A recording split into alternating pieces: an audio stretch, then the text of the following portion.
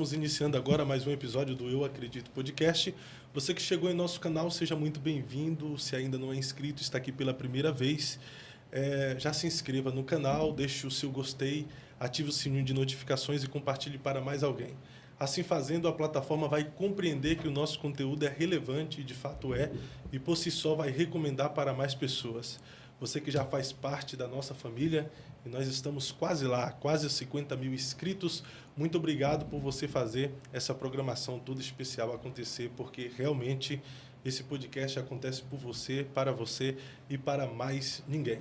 Toda semana nós temos aqui convidados especiais e hoje não é diferente, porque eu tenho a grata satisfação de mais uma vez receber nessa mesa um amigo, um pastor, alguém que eu tenho muita estima, carinho, respeito, admiração por sua vida e pelo que Deus depositou na sua existência. Eu estou falando do pastor Moisés Leopoldino. Pastor Moisés, mais uma vez, seja bem-vindo ao Eu Acredito Podcast.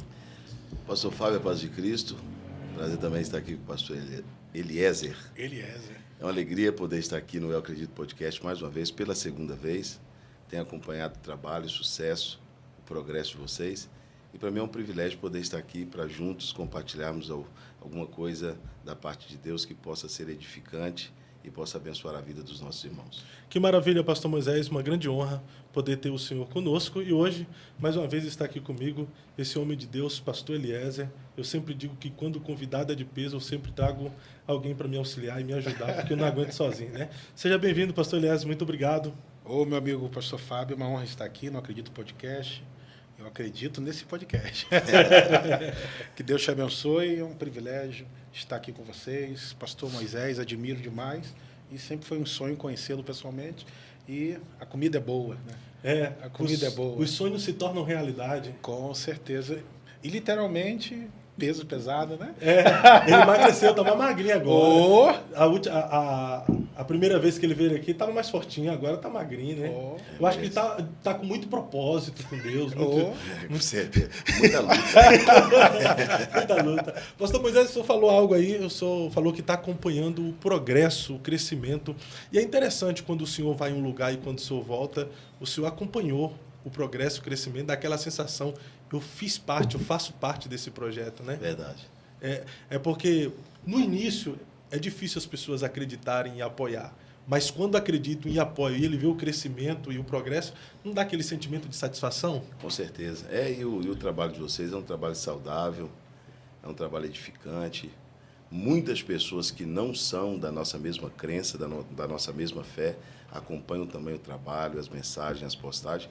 Isso é muito importante. Vocês têm prestado aí um serviço importante tanto às pessoas quanto ao reino de Deus também. Deus abençoe vocês. Amém, pastor. Pastor, hoje o senhor está viral no Brasil, né?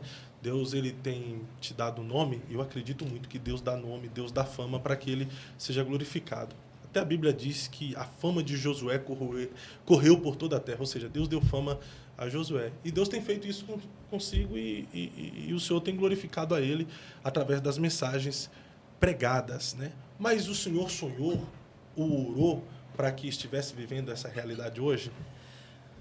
Pastor Fábio, eu nunca pedi a Deus para ser famoso, nunca pedi a Deus para ser conhecido, nunca fiz esse pedido a Deus. Agora eu me lembro que eu fazia, pastor Eliezer, uma oração muito constante no início da minha fé.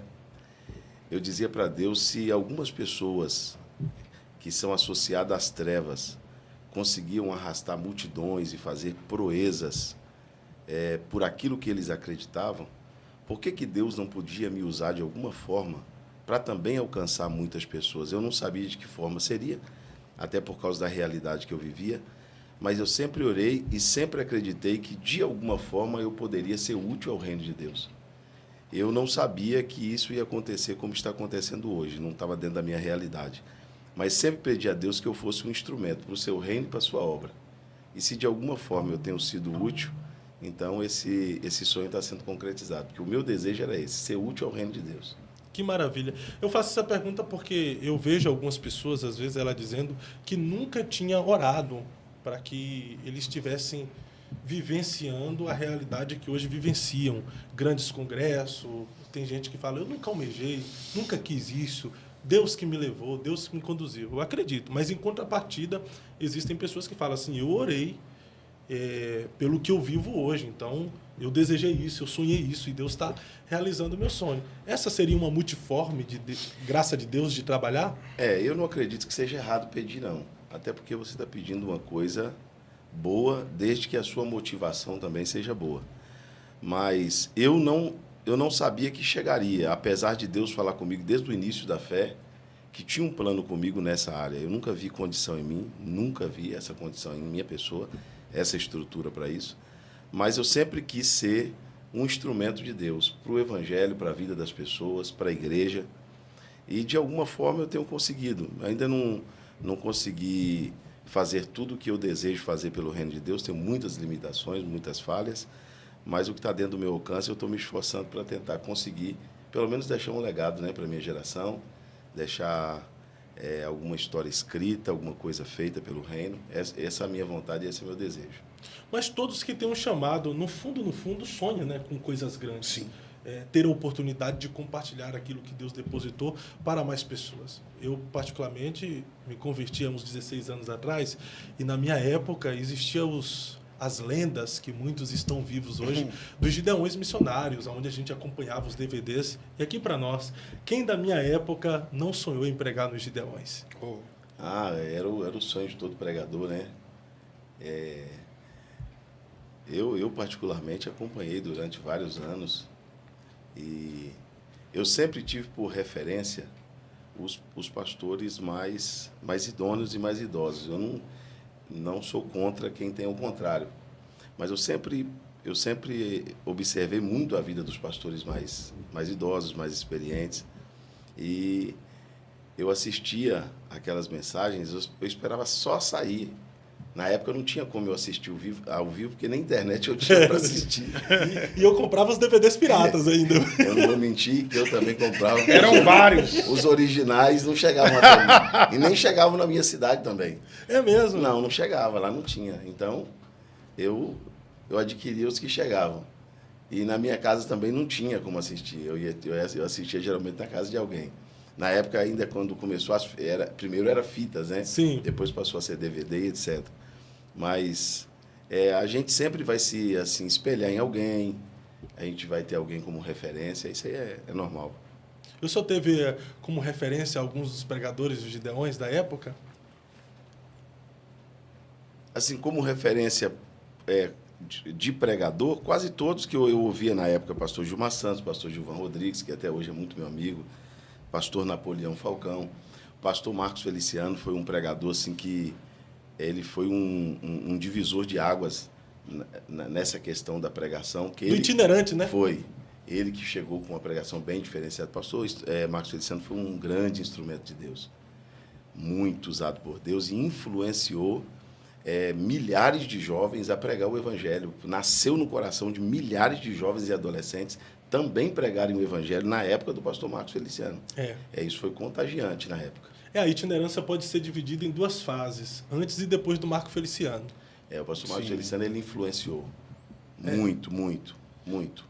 Mas, em contrapartida, também no Brasil houve, nessa época ainda, outros referenciais que nunca foram dos Gideões. Por exemplo, na época, né, pastor Josué Brandão, Sim. que estava pregando praticamente em todas as convenções do Brasil. Até hoje é uma grande referência.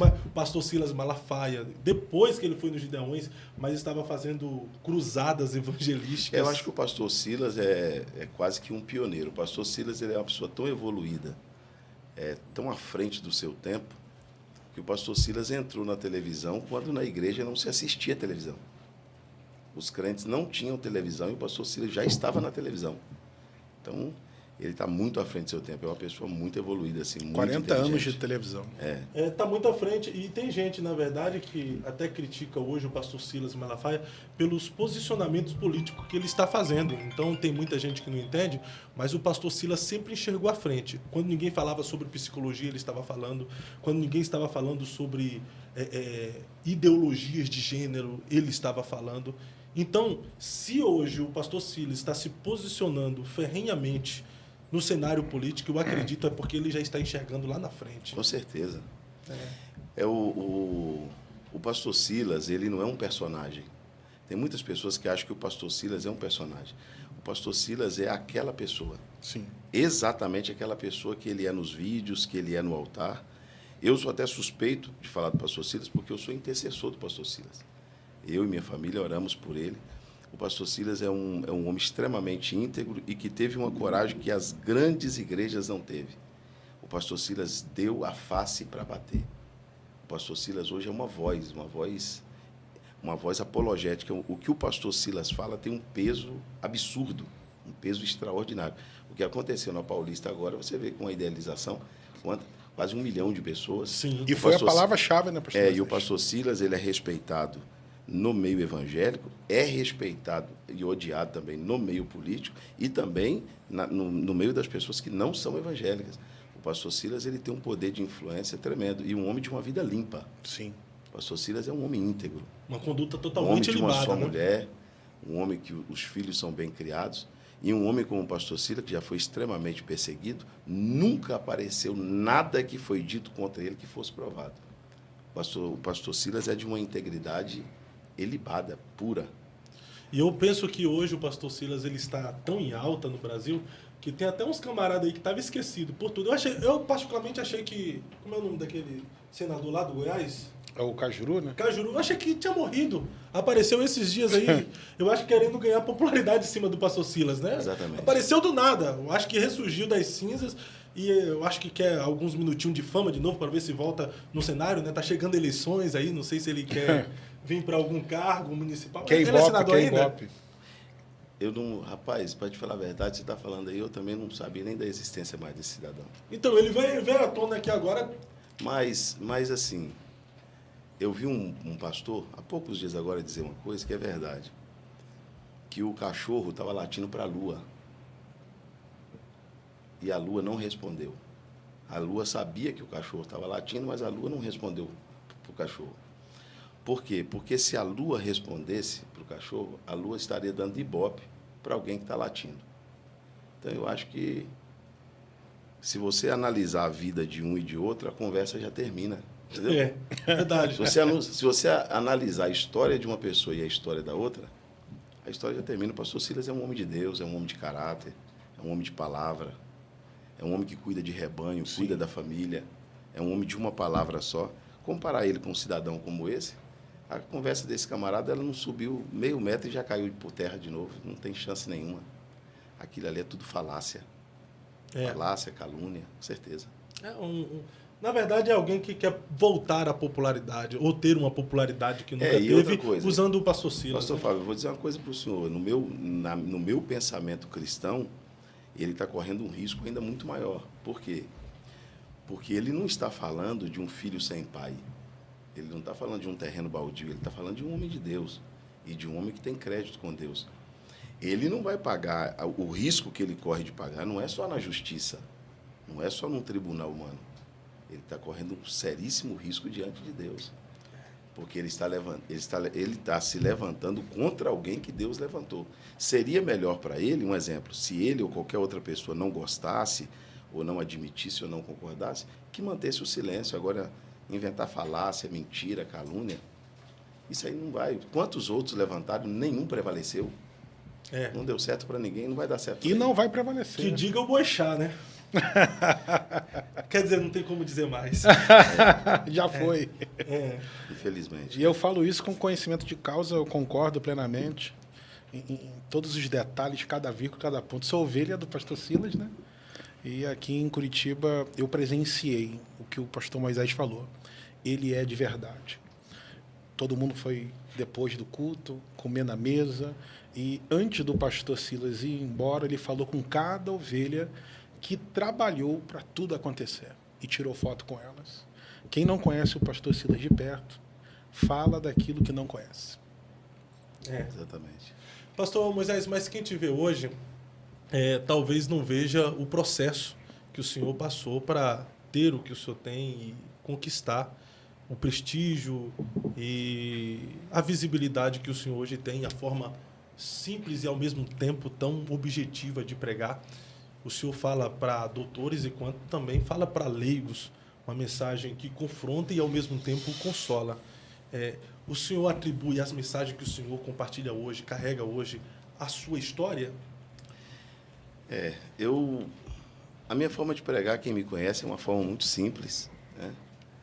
Eu sou um pregador muito simples, tenho dificuldade com muitas coisas e nunca gostei de entrar em assuntos que eu não dominasse ou que eu não conhecesse.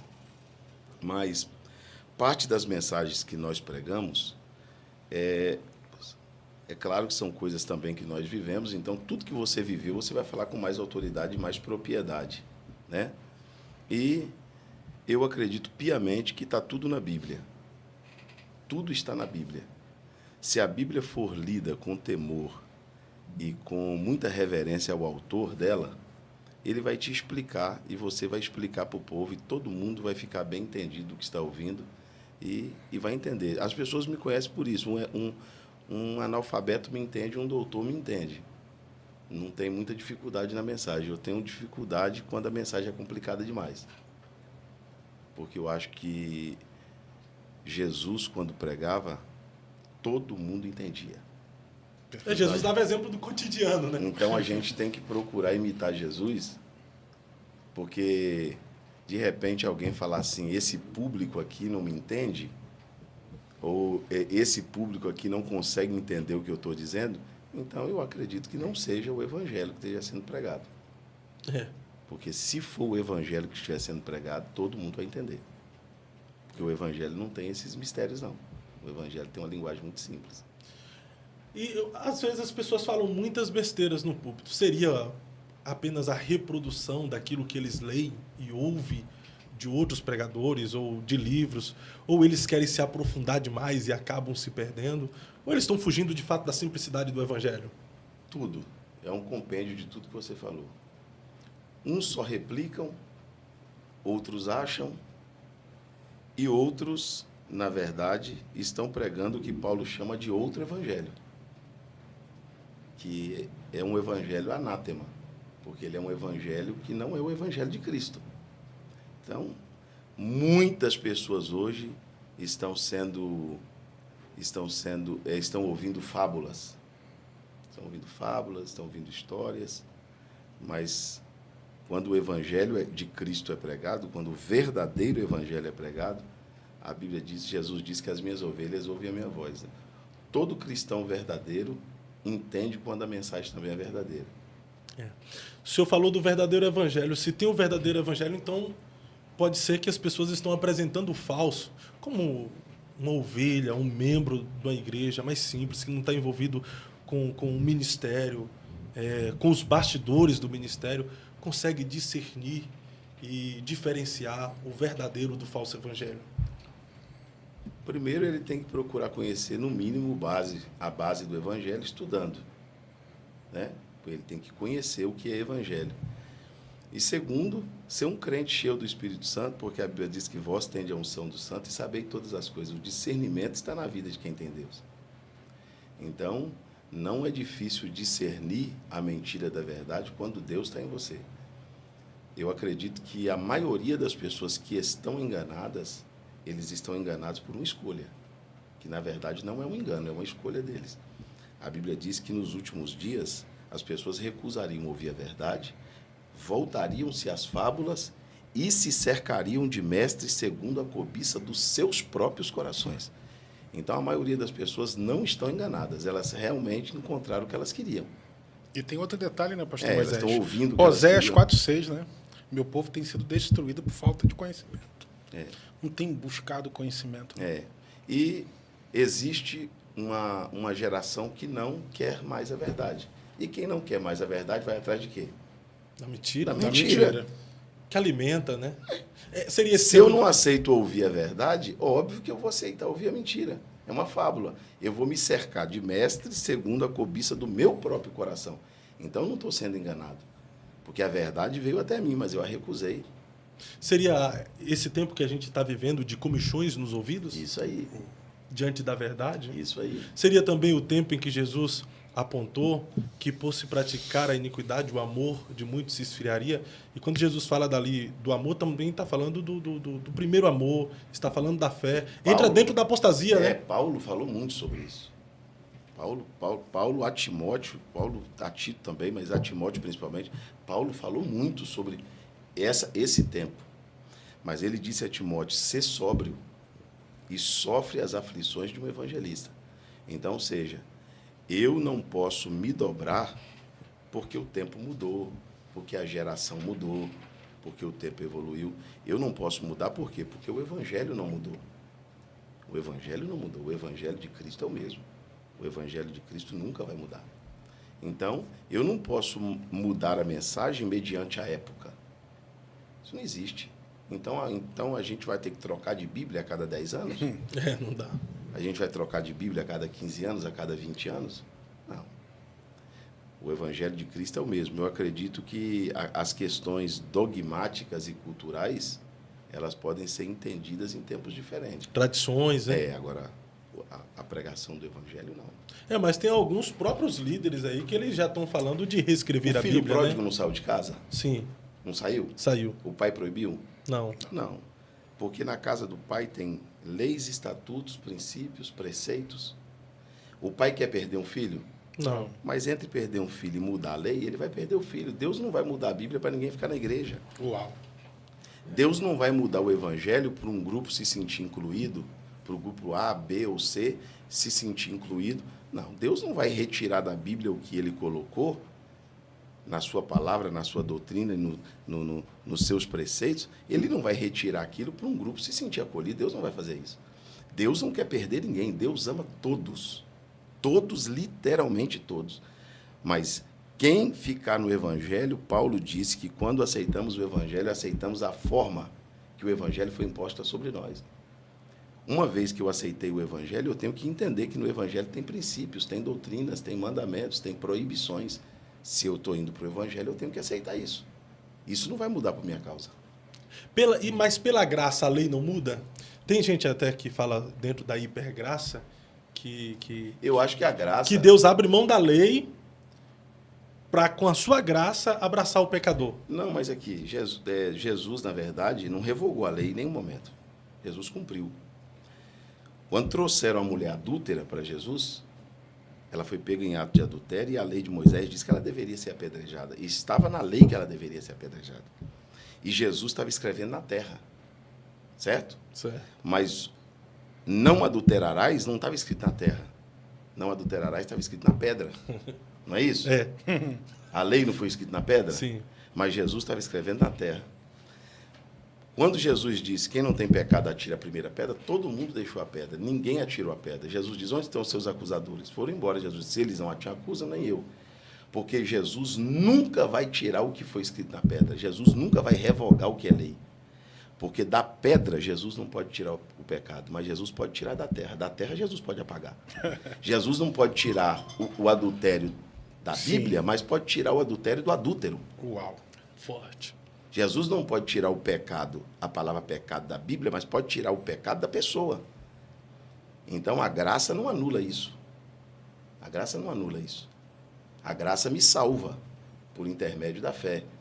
Mas Deus não vai anular a sua doutrina e os seus princípios pelo fato dele ter me salvado, não. Eu vou ter que me enquadrar. Eu vou ter que viver como salvo. Eu vou ter que me comportar como salvo. Eu vou ter que andar como salvo. Eu não sou salvo. Então, essa é a problemática dessa hipergraça, então, né? A hipergraça quer anular a lei. Ela quer anular tudo, na verdade, né?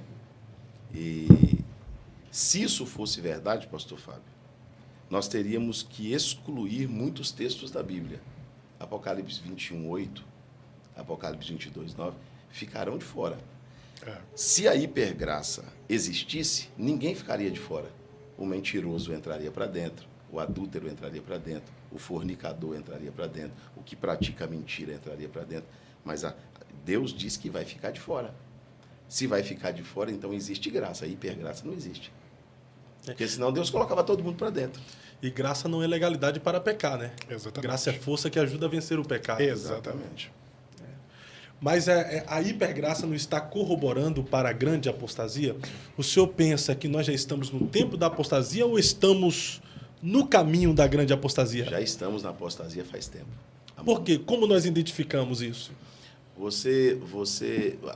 o fator mais assim forte que você vai encontrar na apostasia é quando você encontra alguém que já creu literalmente Na Bíblia, né? na Bíblia, em Deus, no Espírito Santo, nas verdades de Deus, e de repente a pessoa passa a desconstruir aquilo que ele creu a vida inteira, dizendo que entendeu errado, que teve uma má interpretação. E existe quantos nomes, que eu não vou citar aqui, mas quantos nomes da nossa atualidade que foram nomes importantíssimos no cenário da pregação, da doutrina, do ensino, e são pessoas que se apostataram da verdade. Estão fazendo uma pessoal interpretação da Bíblia, outros não estão acreditando mais na sua existência, outros estão dizendo que existem erros e etc, etc. Essas pessoas estão caminhando por um caminho sem volta. A apostasia vai ser o maior pecado dos últimos tempos. Ele pode ser até comparado com a blasfêmia contra o Espírito Santo? Sim. Porque eu acredito que o apostata, ele já teve algum tipo de experiência com Deus, Todos. já defendeu a verdade, né? Todos. Sim. Porque não tem como apostatar da fé sem ter tido um contato pessoal com ela. Hebreus está escrito que uma vez tendo sido iluminado, experimentando o dom da graça de Deus e provando das delícias celestiais, se vier a cair, não se levanta mais. Porque uma coisa é cair na fé, outra coisa é cair da graça. Meu Deus. Uau. Quem cai da fé, levanta. Quem caiu na fé? O desviado, que voltou a beber, que parou de congregar, que parou de tomar ceia, que voltou para a droga, que se afastou da igreja. Essa pessoa, ele não está caído da graça, ele está caído da fé. Ele é uma pessoa que, se você for lá até ele vai dizer que Cristo é o Salvador, que ele precisa voltar, que ele está afastado, que ele está caído. Porque o problema dele é com a fé, ele está naufragando na fé. Agora, na graça, não. Ninguém pode cair da graça. Porque você foi iluminado. Não tem como você provar das delícias celestiais, experimentar o dom da graça de Deus e depois revogar tudo isso, dizer que isso é uma mentira, que isso é uma inverdade, que você tinha entendido errado. Não tem como. Porque eu já vi gente ser de Deus, que já teve um conhecimento extraordinário na fé, teve experiência com a fé e cair da graça. Mas eu nunca vi alguém caído da graça conseguir se levantar, se erguer novamente. Eu nunca vi na história um apóstata que se redimiu. Um apóstata redimido, não tem. Por exemplo, esses que agora estão abrindo igrejas inclusivas, dificilmente eles vão tirar a placa da igreja inclusiva. Eu até penso que essa questão de igreja inclusiva, ela é até meio complexa. Eu penso que todas as igrejas são inclusivas, que estão abertas para todos, mas não vai aceitar tudo, né? Porque o céu não aceita tudo, mas Sim. aceita todos. Então, assim, tá mais para igrejas progressistas do que inclusivas, né? Isso. As maiores seitas vieram da igreja. As maiores seitas que existem hoje entre nós, seitas heréticas, vieram da igreja cristã. Onde foi que um deles se redimiram? Pelo contrário, eles disseminaram a doutrina deles e espalhou pelo mundo. Hoje eles são grandes no mundo todo. Estão aí pregando mentira, pregando outro evangelho, pregando... Doutrinas de demônios. Doutrina de homens e de demônios, e não se redimiram. A apostasia é uma coisa terrível. E geralmente o apóstata, ele é formador de opinião, ele vai levar mais gente com ele. Mas não se redime por quê? Por conta do orgulho ou porque é lucrativo? Ele não se redime porque o arrependimento é uma obra do Espírito. E uma vez que ele caiu, uma obra do Espírito, da graça, não tem obra do Espírito na vida dele mais. Aí então entra a blasfêmia contra o Espírito Santo. Por isso que não há perdão, não tem capacidade de se arrepender. Não tem. Eu nunca vi um arrependido. Não se arrepende. Pelo contrário, eles batem na tecla até o fim. Você olha para a vida deles, muitos deles estão com a vida extremamente destruída. Destruída. Nomes que foram importantíssimos no cenário da fé. Mas que isso aconteceu desde o passado, mas na nossa geração vai acontecer com uma frequência muito maior. Muito maior. Daqui para frente, então, as coisas só têm a piorar. Você pode escrever o que eu estou dizendo para vocês aqui hoje. Nomes que nós conhecemos, pessoas que hoje nós ouvimos e lemos, algumas delas, claro que não são todas, daqui a alguns anos nós vamos encontrar essas pessoas despregando e desconstruindo tudo o que ela nos ensinou. gente que já foi referência para nós. Triste. É um perigo terrível. É triste, mas eu sinto isso como profético, na verdade, né? Até muitos homens de Deus no passado, tem até uma mensagem do pastor Marco Feliciano, há uns 20 anos atrás, 15 anos atrás, eu não sei se o senhor já viu, que ele fala daqui a 10 anos... Há uns 15 anos atrás, ninguém no Brasil ainda me conhecia, eu já pregava há muito tempo, mas ninguém me conhecia. E eu preguei num congresso no interior do estado de Minas Gerais, e inspirado por Deus naquele dia, eu falei algo no altar. Eu falei, olha, irmãos, em pouco tempo, muitos nomes do cenário da fé vão se apostatar da fé e vão desconstruir tudo que pregaram e vai escandalizar milhares de pessoas. Pouco tempo depois começou a acontecer. Eu não gosto muito de falar em nome, sou extremamente antipolêmico, mas existem pessoas que eu já ouvi que me fez chorar muito com as mensagens poderosíssimas. Homens que verdadeiramente andaram com Deus, tiveram experiência e provaram das delícias celestiais, e que hoje desconstroem, são inimigos da cruz, inimigos da fé, inimigos da igreja. Pastor, mas aí, será que essas pessoas hoje, naquele tempo, elas eram convertidas? Eu acredito que sim. Eu acredito que elas se perderam. Se perderam no seu próprio conhecimento, na sua espiritualidade? Isso. Como? Ou se perderam no conhecimento, ou eles podem ter algum tipo de prática da qual tentaram ser libertos e não conseguiram, e não acreditam que existe libertação para isso. Ou foram influenciados por alguém que era referência para eles, e por acreditar extremamente nesta referência, eles mudaram também o seu modo de ver, a sua opinião pessoal.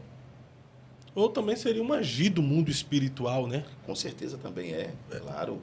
Questão do comichões no ouvido, tudo isso é espiritual, né? E a Bíblia diz que se acertar o pastor, dispersará as ovelhas, né?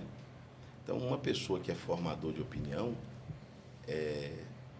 o que ele fala tem muito peso. Você imagina que tem alguns pregadores no Brasil, não tem tantos assim, mas alguns que ultimamente entraram pelo caminho da apostasia.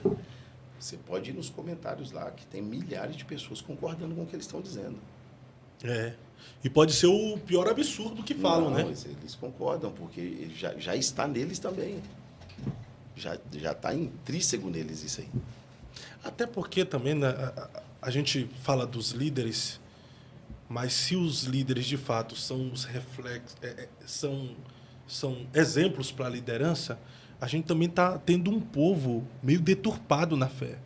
As pessoas que vão ao templo, mas não conseguem nem participar de culto. Elas querem escolher aquilo que ouve, se o camarada prega uma mensagem confrontadora, não é legal. Um assunto até que eu abordo, está havendo até uma coutianização do evangelho para agradar a massa, né? Eu falo uma coisa que as pessoas acham até pastor Eliezer, um pouco de ignorância. A gente recebe as pessoas na igreja, nós e de forma, como se fosse um jargão, uma frase de efeito, a gente diz para as pessoas assim, olha, fique à vontade, você está onde? Na casa de Deus. Não, você está na sua casa.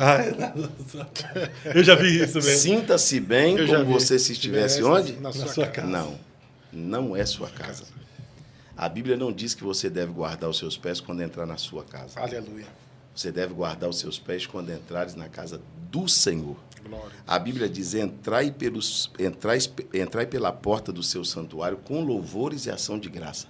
A Bíblia diz que no seu templo, cada um diz glória. A Bíblia diz, a minha casa será chamada casa de oração para todos os povos. Igreja não é um encontro social. Igreja não é lugar de encontro de amigos. Culto não tem que ser legal. Eu vou naquela igreja porque o culto é legal. Culto não tem que ser legal. O culto tem que ter Deus. A Bíblia diz que quando nós nos reunimos, tem ciência, tem doutrina, tem revelação, tem profecia. Nós nos reunimos para a edificação. Igreja não é ponto de encontro para as pessoas se verem. Igreja não é ponto de encontro para a gente ver se o cabelo da irmã ficou bacana, se o sapato do irmão é legal. Igreja é um ambiente sacro, é um ambiente espiritual. Só que as pessoas, principalmente os desigrejados, ele diz o seguinte, Teve agora até um vídeo de um amigo meu que viralizou muito, do Elias, que alguém questionou ele e disse assim, olha, eu sou o corpo de Cristo. As pessoas não dizem isso? Sim. Não. Você não é o corpo de Cristo. Ou senão eu sou igreja, né? Você é um membro do corpo de Cristo. Eu sou igreja, não. Você não é igreja, irmão. Você faz parte da igreja. Você não é igreja sozinho, não. Por que a ovelha da parábola de Lucas 15 é considerada ovelha perdida? Por que ela é ovelha perdida? Lá está escrito, ela é ovelha perdida porque ela não tem rebanho e não tem pastor. Todo e qualquer pessoa que não pertence a um rebanho e não tem um pastor, ele é uma ovelha perdida, porque Deus não aceita a ovelha ser autônoma.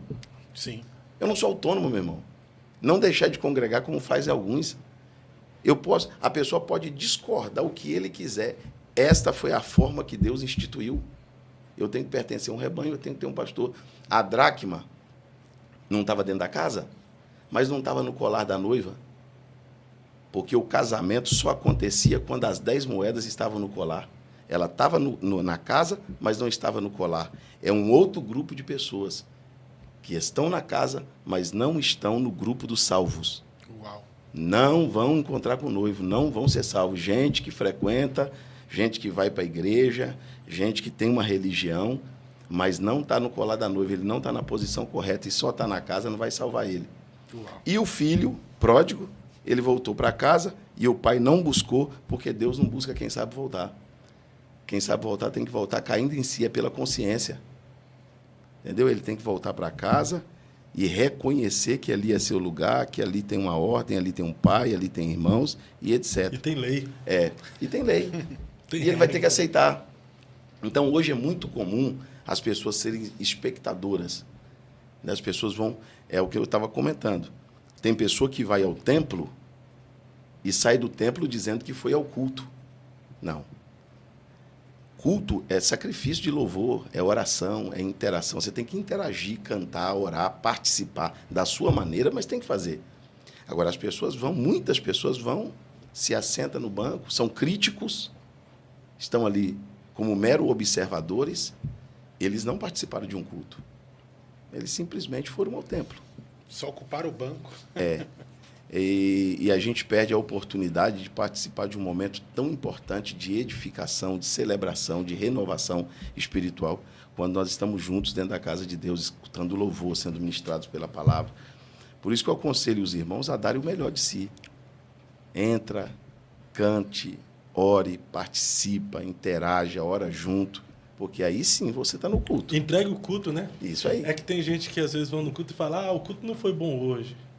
O culto foi bom, Não o culto cultuou. não foi legal. Mas peraí, é eu que tenho É que... particular. Eu tenho que ter um termômetro para medir se o culto foi bom ou não, mas o culto é para quem? É para mim ou é para Deus? Exatamente. Outra coisa, um outro erro muito grave, Senhor, nos dê um culto maravilhoso. Não, Deus não cultua ninguém. É verdade. E na oração inicial, né? Não, Deus não cultua ninguém. Deus não vai cultuar ninguém. É nós que temos que dar a Deus um culto maravilhoso, de entrega, né, pleno, de adoração, de reverência, de temor, e por aí vai. É desse jeito aí. Mas falando também das pessoas que frequentam o culto, frequentam o templo, mas não cultuam, não conseguem entregar um culto, tem até uma mensagem sua que faz um paralelo sobre Ana, né? Que vai ao templo, mas ela vai cultuar, né? Penina vai ao templo, mas a Ana vai cultuar, né? A Ana, na verdade, a Bíblia diz que enquanto ela derramava o seu coração perante o Senhor, Eli, sentado numa cadeira, a observava. Infelizmente, existem os que entram para derramar o coração e existem os que entram só para observar. E ali a Ana passou por uma prova muito árdua, porque ela foi mal interpretada. Ela foi incompreendida por alguém que estava no mesmo ambiente de fé que ela. Hoje você encontra muitas pessoas fora do evangelho, fora da igreja, fora do altar, e a causa que eles anunciam de estarem fora é porque eles foram incompreendidos por alguém da mesma fé. As pessoas não aceitam sofrer decepção com pessoas da mesma crença. Agora, uma coisa eu te garanto, eu não vou te falar do templo, denominação, do reino. Só sai do reino por causa dos homens quem entrou por causa dos homens. Uau. Por que Ana não saiu e tantas outras pessoas nunca saíram, sendo humilhadas, mal compreendidas, ofendidas, caluniadas? Eles nunca saíram. Porque quem está no reino por causa de Deus não sai do reino por causa dos homens. Aleluia. É.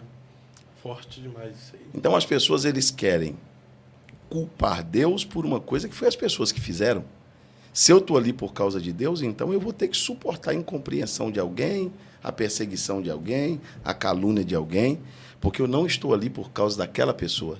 Eu estou ali por causa de Deus e por Deus eu vou suportar. Glória a Deus. Né? Muitos têm que ter essa mentalidade, né? É. Porque se as pessoas começarem a sair, como tem, né? Tem gente que troca muito de ambiente de culto, isso por causa de decepção com pessoas.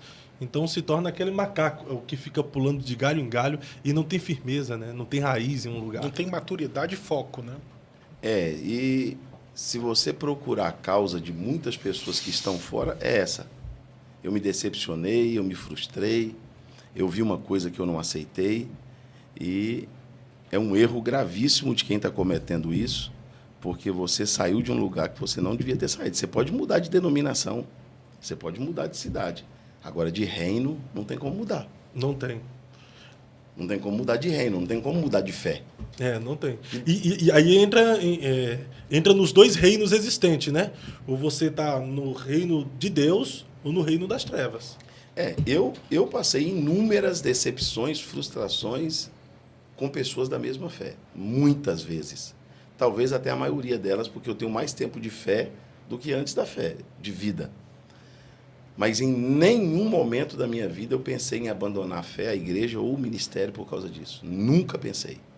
Porque eu sempre tive convicção porque eu estou no Evangelho. Eu não estou no Evangelho por causa das pessoas.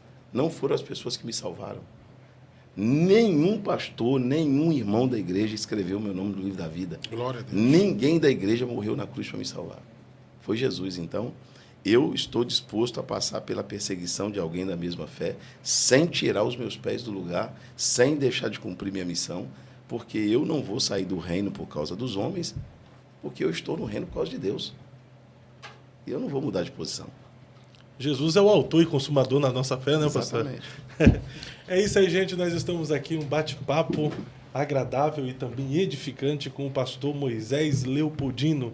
Você que chegou em nosso canal aqui agora, entrou de navio aí navegando nas redes sociais e não conhecia ainda, você está no Eu Acredito Podcast, portanto, seja bem-vindo. Se ainda não se inscreveu, se inscreva no canal. Talvez você esteja aí tentando interagir, comentar aí nos comentários e não está conseguindo.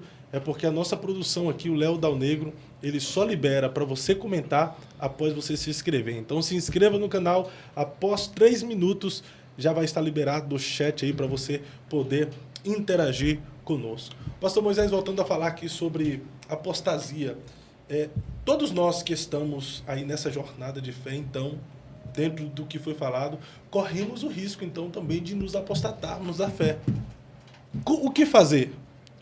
Qual o caminho daqui para frente a gente deve trilhar? As decisões que a gente deve tomar para não ser contaminado com essa apostasia que está vindo de forma ferrenha, contaminando tantas pessoas?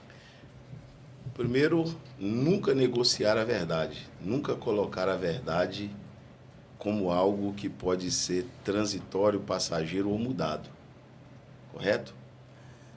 Um segundo fator importante, não retire os marcos que foram colocados pelos antigos. Nós tivemos pais na fé. Nós não nascemos de nós mesmos. Alguém nos trouxe até aqui. Alguém nos gerou. E quem me gerou na verdade. Então eu não posso agora acreditar numa nova verdade. Olha, eu admiro muito pessoas. Tem pessoas na igreja analfabetas, semi-analfabetas, que nunca, tendo um conhecimento muito pequeno, nunca se apostatarão da fé. Nunca. E eu conheço pessoas extremamente inteligentes, absurdamente inteligentes, que estão a um passo da apostasia. Porque tem pessoas que a verdade de Deus para ele é absoluta. E tem pessoas que a verdade de Deus para eles é relativa. Quando a verdade de Deus para você se torna relativa, ela pode ser relativizada, você está a um passo de se apostatar da fé. As verdades de Deus são absolutas. Com Deus é 8 ou 80, meu irmão. Com Deus não tem meio termo.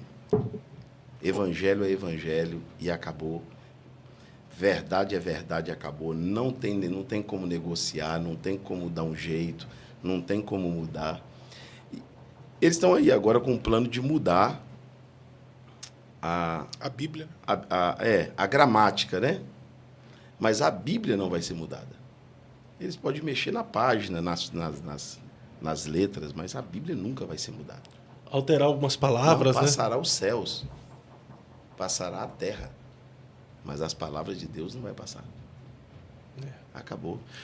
Agora, eu tenho coisas que eu não entendo. Tem gente tão inteligente, que às vezes eu vejo participando, não vou chamar nem de igreja, mas de algumas organizações heréticas mesmo, algumas seitas. Eu falo, pô, esse cara é tão inteligente, por que não se desperta para a verdade de Deus? Como é que eles têm a capacidade... Será que os caras são tão persuasivos assim, a tal ponto de convencer os mais intelectuais possíveis para participar de suas seitas? Posso dar um exemplo bíblico? Sim, claro. Vou te dar um exemplo bíblico, pastor Eliezer. O filho pródigo, tudo indica que ele era extremamente mais inteligente que o irmão mais velho. Apesar do irmão mais velho ter alguns problemas, o irmão mais velho nunca conseguiu ser um bom irmão, mas sempre foi um bom filho. O próprio pai diz, você sempre está comigo, você nunca me deixou. O filho pródigo era extremamente inteligente porque ele conhecia seus direitos, a parte da fazenda que era dele. Então, na parábola, ele era sabido, ele era muito inteligente. Agora, como alguém tão inteligente entra numa catástrofe, numa derrota de vida que ele entrou? Porque há uma diferença muito grande da inteligência para a sabedoria. O que eu percebo é que na nossa geração existe mais pessoas inteligentes do que sábias. Porque a inteligência é humana, mas a sabedoria é divina. A inteligência é da terra, mas a sabedoria é de Deus. A inteligência é QI, é aqui. Você pode aprimorar e melhorar. A sabedoria, Tiago diz que quem não tem, peça a Deus, que Deus dá gratuitamente. O filho pródigo, ele conhecia seus direitos e ele pediu a herança para o pai e o pai entregou para ele, não entregou? Sim. Por que entregou? Porque era dele. Mas até então, quem administrava? O pai. Quem cuidava? O pai. Quem protegia? O pai. Estava na mão de quem? Do pai. O problema da geração super inteligente é que eles vão na mão do pai e diz para o pai assim, passa o governo para a gente. Eu quero administrar, eu não quero o que é meu sendo administrado por ti. Então as pessoas estão tentando tirar Deus da frente. As pessoas estão tentando calar a voz do Espírito. As pessoas estão dizendo, pode deixar que eu mesmo falo, eu sei falar. E essa geração dos super inteligentes é a geração herética. Eu tenho uma certa discussão com alguns amigos. Você está errado, Leopoldino. Eu digo, irmão, eu estou errado, então me explica. Por que a geração dos leigos, nossos pais, funcionou mais do que a nossa? Me explica com provas. Por que a geração dos leigos tinha mais salvação, mais batismo, mais cura divina, mais operação de milagres? Se eles sabiam menos, por que funcionava mais?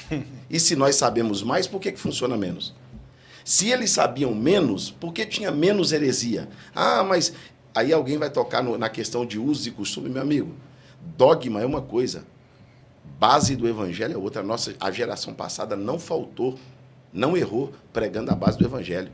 Pregaram por décadas que Cristo salva, Cristo cura, Cristo batiza com o Espírito Santo e levará para o céu. Era a mensagem base do evangelho. A simplicidade do evangelho nunca erra. Quem complicou o evangelho foi essa geração de gente maluca aí que cada dia cria uma doutrina, cada dia cria uma vertente teológica.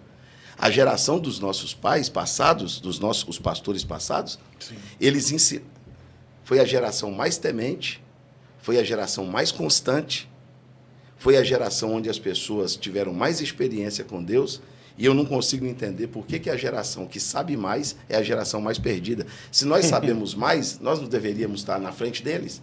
Não, nós estamos atrás. Nós estamos regredindo. E eu peguei o finalzinho da geração mais simples, com muita unção, semi-analfabeto, mas com muita unção, com muita graça. Eu me converti na sala da casa da minha avó. Acredito. E sabe a impressão que eu tenho, pastor Eliezer? Nada contra Nada contra. Alguém vai até pensar, será que o pastor é contra alguém ser inteligente? Pelo amor de Deus. Claro que não. Não é nada disso. É só uma exemplificação. É só uma exemplificação. Que a inteligência... Mas a impressão que eu tenho é que quem sabe demais depende menos. Uau. E quem sabe menos depende mais. Eu vou dar lugar aqui, pastor Fábio. Eu acho que a geração passada, por saber menos, dependia mais de Deus. Uau.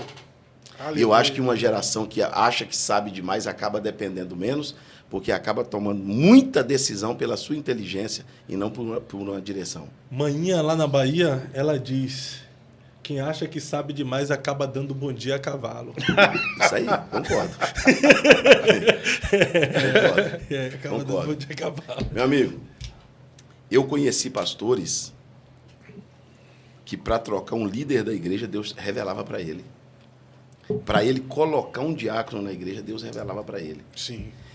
Por que a liderança passada errou muito menos nessa questão? Porque tudo era feito debaixo de muito temor, de muita reverência, de muita oração. O inteligente, você acha que ele acredita que precisa orar muito para resolver alguma coisa? Não.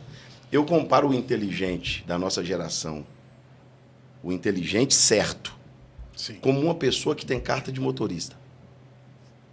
Ele faz psicotécnico, legislação, aprende a dirigir, só que quando ele está na garagem de casa para viajar, ele faz uma oração para viajar. Mas por que ele vai fazer uma oração para viajar se quem vai dirigir é ele? Ele não sabe dirigir? Quem vai dirigir não é Deus, quem vai dirigir não é o anjo, quem vai dirigir não é o Espírito Santo. Por que ele ora? Ele ora porque, mesmo sendo inteligente, ele não perdeu a dependência. Ah. Mas aí está a verdadeira inteligência. Então é né? isso que nós precisamos fazer. Precisamos aprimorar, crescer no conhecimento, crescer na inteligência, crescer no saber, sem perder essa dependência de Deus. Deus precisa estar no governo das nossas vidas, da igreja e de tudo. E eu vou te falar, tem muitos lugares onde a voz do homem fala e Deus não fala mais. Isso Porque, é forte. porque lá tem um homem muito inteligente, ele não precisa da ajuda do Espírito Santo. Meu Deus do céu. Ele não precisa da ajuda de Deus. Ele é tão inteligente que ele fala sozinho. E, de repente, você vai na igreja de um que sabe tão pouquinho e Deus fala tanto. Por quê, pastor? Tem que contraste. É porque, de repente, aquele que sabe pouquinho, ele depende tanto de Deus que ele não fala sem Deus deixar, ele não fala sem Uau. Deus querer. Ele não toma uma decisão, ele não muda o passo de lugar sem Deus querer. Aleluia. A dependência de Deus é algo extraordinário. Então, se fosse para escolher, pastor, tem que escolher. Não tem outra saída. O senhor escolheria a geração que sabe mais e depende menos, ou a geração que sabia menos e dependia mais? Sem pensar um segundo, eu fico com a geração que sabia menos e dependia mais de Deus. Aleluia. Forte. Forte. Com certeza. Isso entra dentro de uma pergunta que eu fiz aqui, que eu faço aqui no podcast, mas eu acho que eu nunca fiz ao senhor. A diferença entre o que os pregadores no passado tinha, que essa geração de pregadores não tem, e o que é que essa geração de pregadores tem, que a geração de pregadores no passado, se tivesse, seria mais poderosa ainda. Olha, eu acredito que os pregadores antigos, primeiro, eles tinham uma vida mais abnegada, uma vida mais casta, uma vida mais separada, uma vida mais santificada, uma vida regada a muita oração, a maioria deles. E eles tinham por base a Bíblia, e tudo que vinha depois da Bíblia era secundário. Nós estamos correndo um gravíssimo risco com uma geração que tudo é prioridade e a Bíblia é secundária.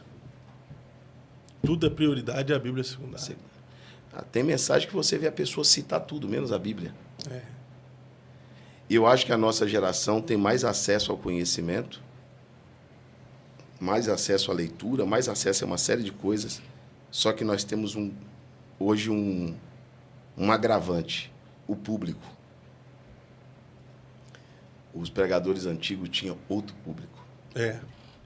Um público que passou por uma disciplina mais rigorosa no lar, mais rigorosa na sociedade, mais rigorosa na igreja, e que era acostumada com disciplina, com exortação, com verdade, com correção. Nós pegamos uma geração que a disciplina no lar já tinha enfraquecido, a disciplina na sociedade já enfraqueceu e agora ele quer que a igreja aplique nele a mesma coisa que ele recebeu. Aí o que acontece? Quando ele chega na igreja, ele quer ser mimado.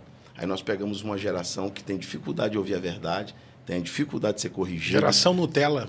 Tem dificuldade com disciplina, com correção, tudo ofende, tudo é preconceito, tudo mata, tudo machuca. Geração do mimimi. A geração passada não viveu isso. Tudo é bia, né? Tudo é alguma coisa voltada a preconceito. Tudo que você está falando, você vai machucar, vai tirar a pessoa da igreja. É uma geração, é outro público. Geração de Enzos. É uma geração completamente diferente. E não só na igreja, mas dentro de casa. Filhos que agora estão dizendo, eu vou denunciar meu pai porque me bateu. Olha só. Isso aí. É em tudo. É os três, aí pega os três pilares. Lá, sociedade e igreja. O problema é que a pessoa, às vezes, é mimada em casa e é mimado na sociedade e quer ser mimado na igreja. Eita. E na igreja, ele não pode ser mimado, ele não pode ser maltratado, mas mimado também ele não pode. Na igreja ele vai ser tratado dependendo do cardápio que Deus mandar. Você lembra do cordeiro? Deus falou para Moisés assim, olha, eu vou tirar vocês aqui do Egito e as famílias pequenas se ajuntam e comam o cordeiro de hoje para amanhã, mas coma tudo. Tudo. Aí Deus deixa bem claro no texto assim, tudo, inclusive a cabeça, o pé e o bucho. Por que Deus mandou comer a cabeça, o pé e o bucho? Porque muita gente não gosta de cabeça, de pé e de bucho. Só que quem quiser o cordeiro, ou vai comer tudo ou não vai comer nada, porque só o filé do cordeiro Deus não dá. Deus não vai te dar um salmo, irmão, e vai tirar as cartas paulinas. Deus não vai te dar uma mensagem, um texto que fala de promessa e vai tirar o outro texto que fala mal do teu pecado, que bate no teu pecado, não. Você só vai encontrar naquelas caixinhas de promessa, né? Que só tem aquelas promessinhas, lembra? Eu chegava na casa da minha avó e ia na caixinha da promessa, Senhor, me dá uma palavra. Aí eu tirava, só tinha coisa boa. Era assim mesmo. Deus, nós temos que aceitar suas bênçãos, suas disciplinas, seus castigos, suas correções, suas provações. Deus, ele não vai ser para mim só o que eu quero que ele seja. A não ser que ele não seja meu Deus. Porque uma vez que ele me receber como filho, a Bíblia diz que ele castiga e ele corrige todo aquele que ele recebe por filho. Então o senhor acha que Deus nos decepciona de alguma forma? Aí depende da mentalidade do filho. O que para alguém é uma covardia, para outro filho é apenas uma correção para deixar ele melhor. Aí depende do nível de intimidade e de entendimento que esse filho tem sobre Deus, sobre quem é o seu pai. Se ele entender que todas as coisas cooperam para o bem dos que amam a Deus, até a correção de Deus vai ser bem-vinda. Pastor Moisés, a gente tinha conversado aqui, tivemos uma resenha antes, né? Mas tem algo interessante que o senhor falou. Se eu falar de novo, eu acho que muita gente vai gostar de ouvir sobre isso. A diferença entre tentação e provação. Provação e tentação. Nós não podemos confundir provação, tentação e castigo. Porque a tentação sempre virá do diabo. Porque Deus a ninguém tenta e por ninguém pode ser tentado. A provação vem de Deus. É algo para te provar, para saber se você vai ser aprovado ou reprovado. Uma vez aprovado, você muda de série, você muda de fase, você muda de nível, você é promovido. Deus, quando ele lhe prova com uma intenção boa, de que você passa e ele te promova. Agora, o castigo não, o castigo é uma punição. Uma punição por um erro que eu cometi, por algo que eu fiz e não deveria fazer, e Deus, como meu pai, vai me corrigir. E tem muitas pessoas que não têm problema com o diabo, eles têm problema com Deus. Porque eles não aceitam ser provados. Tem uma mensagem que eu prego sobre o homem que edificou a casa na areia e o homem que edificou na rocha. A Bíblia diz assim, caiu a chuva, subiu o rio e soprou o vento. A chuva vem de cima, o rio vem de baixo, o vento vem do lado. Então, nessa vida, eu vou sofrer eu vou sofrer com provações que vêm de cima, com perseguições que vêm de baixo. Uau. E com ventos que vêm do lado. Eu vou passar provações de Deus, eu vou sofrer perseguições pelo diabo, seus anjos, os seus adébitos, e vou ter seríssimo problema com pessoas que serão vento na minha vida. Uau. Deus vem no telhado, o diabo vem no alicerce e as pessoas vêm nas paredes. Só que a Bíblia diz que a casa que estava na rocha não caiu, porque ela suportou a prova de cima, a perseguição de baixo e o vento do lado. Quando a minha casa cai, a culpa não é nem da chuva, nem do vento e nem do rio. A culpa é do construtor. Porque quando ele foi construir, ele sabia onde é areia e onde era rocha. Só que tem gente que quer lugar mole, né? Não quer moleza? Sim. E quem quer moleza não vai cavar na rocha. Essas pessoas que estão no Evangelho, mas não têm firmeza nenhuma. Até a prova de Deus tira eles do Evangelho. Eles não aguentam lidar nem com Deus. A pessoa acha injustiça em Deus, maldade em Deus, covardia em Deus. Deus não podia ter feito isso. Por que Deus deixou isso acontecer? A Bíblia diz, provai e vede que Deus é bom. Quem é de Deus e conhece a Deus, o mínimo de Deus, ele nunca vai pensar mal de Deus. Uau. Nunca. Por isso tem muita gente que não sai da prova, né? Deus quer elevar essa pessoa em outro nível. Provação é isso. Toda prova que você não passa, simplesmente, ela se repete. E vai se repetir até passar. Toda a vida, até passar. Ou até morrer. O povo não morreu, o povo do deserto passou, não. Hein? Eles ficaram 40 anos dando volta no mesmo lugar. E Deus não mata. Quem é filho de Deus, Deus não mata. Deus dá um prato de comida, uma muda de roupa, uma nuvem e uma coluna de fogo e deixa ele ficar dando volta até morrer. Muito bom. Vou. Mas não mata. Mas não mata. Mas na terra prometida também não entra. Não entra também, né? Não entra também. Na terra prometida não entra. Ele vai vivendo aquela vidinha dele ali. Deus diz, Moisés, eu não vou colocar dentro da minha terra um povo que não acredita em mim. Uau. Um povo que reclama de mim do tempo todo, que diz que eu não sou Deus, que eu sou covarde, que eu não quis... será que no Egito não tinha sepultura para mim? Aquele povo irritou Deus o tempo todo. Deus não deixou eles morrer de fome nem nu. E nem de frio, nem de calor. Mas entrar na terra também não deixou. E houve ali uma discussão, uma comunicação entre Moisés e Deus, pastor Fábio. Deus olhou para Moisés, é teu povo. E Moisés olhou, não, é teu povo. Desse jeito. Agora, o crente maduro, quando Deus está provando ele, ele entende, que Paulo escreveu aos Coríntios dizendo que ele é fiel e justo e não colocará sobre vós uma carga além daquela que vocês possam carregar. Então, e Deus prova seus filhos como se prova o ouro no fogo. Uau. Deuteronômio, capítulo 8, versículo 2, tu vai te lembrar pelo caminho pelo qual o Senhor teu Deus te guiou no deserto 40 anos, para te provar, te humilhar, te fazer ter fome e para descobrir o que está no teu coração. Porque a provação revela meu coração. E eu te conduzi ao deserto para saber o que estava no seu coração. Exatamente. Deus vai descobrir o que está no meu coração na hora da provação. Quando ele me provar, me humilhar e me fazer ter fome, aí ele vai saber quem sou eu. Na verdade, eu acho que Deus já sabe quem é você. Ele só vai levar para mostrar para você de fato quem é você. Para você né? mesmo. Ele já sabe. Ele vai mostrar para você quem é você. É forte. Ele já sabe. O senhor falou algo que eu estou tentando lembrar aqui, eu não estou conseguindo. O que tu acha de um Deus que... O que você pensa de um Deus que a causa do seu sofrimento partiu dele? Não foi isso que a gente estava falando sobre Ana? É verdade. O que tu pensa de um Deus que a causa do seu sofrimento partiu dele? Foi ele. A Bíblia diz que Deus fechou a madre de Ana. E ela chorou, sofreu e adoeceu por causa disso.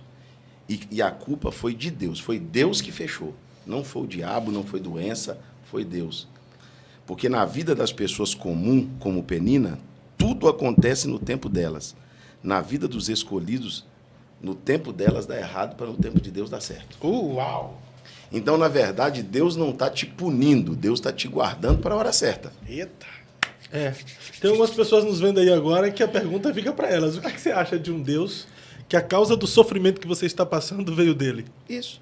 Quer que eu te diga uma coisa? Quantas vezes Deus falou para alguém, eu vou levar o fulano da sua família? Você quer uma dor maior do que essa? É verdade. Falou e levou. E aí, eu vou me revoltar contra Deus? Se Deus está dizendo que vai levar? eu conheço o dia de amanhã, eu sei por que Deus está levando. Não, meu amigo, eu tenho que entender que o controle e o governo é de Deus e todas as coisas cooperam para o bem dos que amam a Deus. E tem um detalhe, o senhor falou, mesmo com a prova, Ana não faltava o culto. Capítulo 1, Ana fez isso 3 vezes. Ana estava no culto, no templo, adorando a Deus quando tudo estava dando errado. Ana estava no templo quando foi provocada e irritada.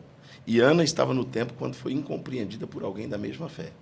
Mas foi lá também que ela recebeu a palavra de que Deus ouviria o seu pedido. E no capítulo 2, ela volta ao templo trazendo o resultado do capítulo 1. Porque o capítulo 2 é o capítulo do testemunho e da alegria. Uau! Então, quando alguém questionar o capítulo da tua alegria, Eita. apresenta para ele o teu capítulo 1. Forte. Aí o pastor Fábio, dá uma machada ou não dá uma machada? Não, dá pra baixar. É porque, de repente, alguém acha que você caiu de paraquedas e diz assim, olha, como que você chegou aqui? Diz, irmão, eu passei uma prova que eu não entendi, uma provocação que eu não mereci, a incompreensão de alguém da mesma fé, e nem por isso eu deixei a minha devoção a Deus. Não abandonei meu ministério, não abandonei minha fé, continuei firme. O que aconteceu com Ana foi simplesmente isso. Ana foi aprovada.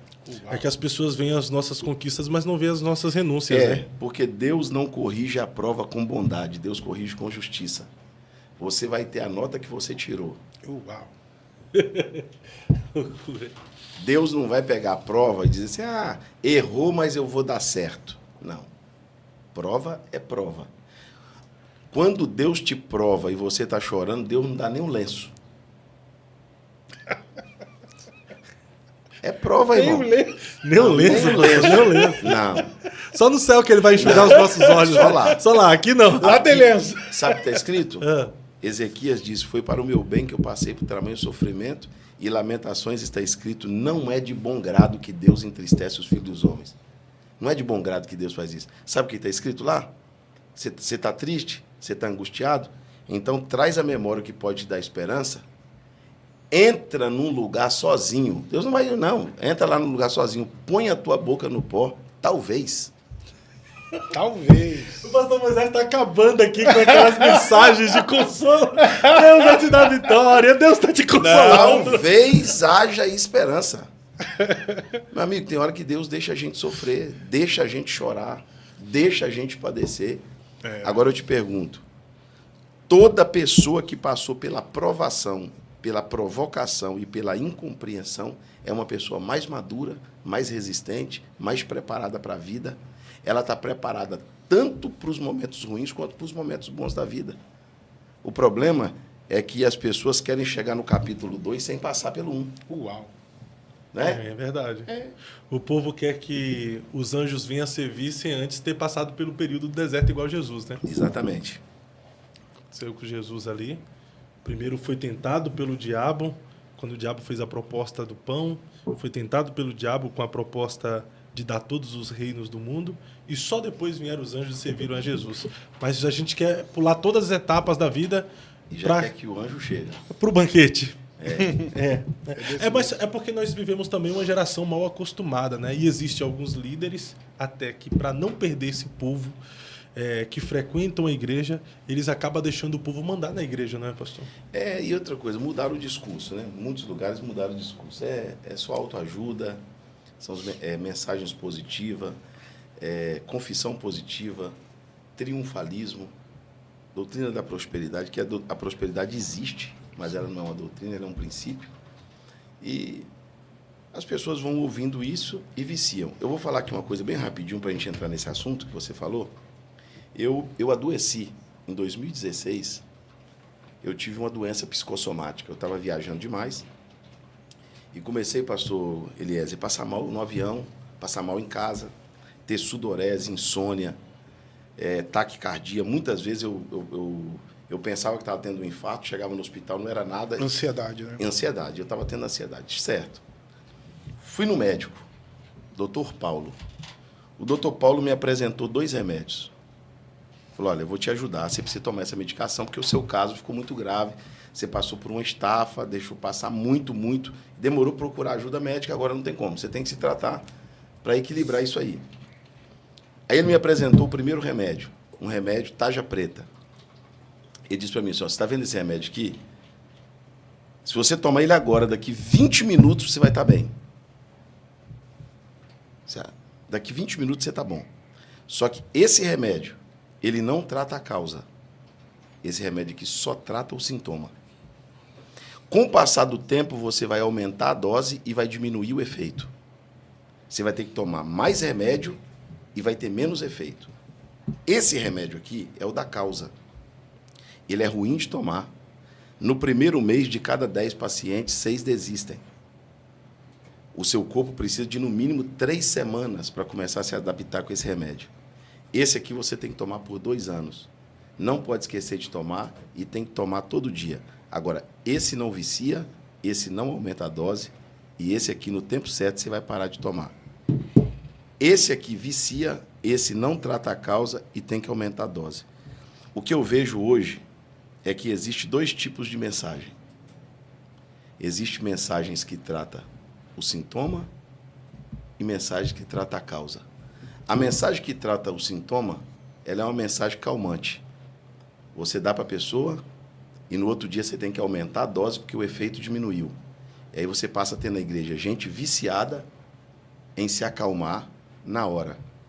Essa mensagem aqui, você ouve ela, seu coração acelera, ela talvez até te cause aí um desconforto. Você vai ter que tomar ela por muito tempo, mas ela vai tratar a causa. Então, eu acho que nós devemos optar pela mensagem que trata a causa. Sim.